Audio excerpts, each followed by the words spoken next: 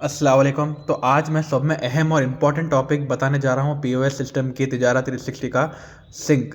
جو سنک کرنے سے آپ کا ڈیٹا جو نہیں آئیں گا یا کچھ پرابلم آپ فیس کرنے والے آگے، تو سنک جو بٹن ہے جو مور پر جا کے فرسٹ رائٹ پہ آپ کو دکھے گا سنک، وہ جانے سے آپ سنک دبانے سے آپ کا پورا ڈیٹا جو ہے جو نہیں آ سکا، جو بیچ میں اٹک گیا، تو وہ سنک کرنے سے پورا ڈیٹا ریفریش ہو کے آپ کے اس میں بتا دے گا.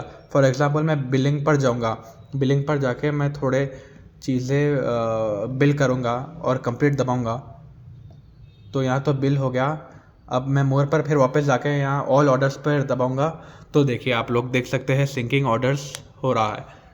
دیکھیے آپ کا آج کا جو ہے پیمنٹ اور آئٹم جو میں سلیکٹ کر رہا تھا وہ پورا یہاں شو کرے گا. تو یہ ہے سنک کا جو آپشن ہے پی او ایس میں، بہت امپورٹنٹ ہے، بہت آگے آپ لوگوں کو بہت یوز ہونے والا ہے. شکریہ دیکھنے کے لیے ویڈیو.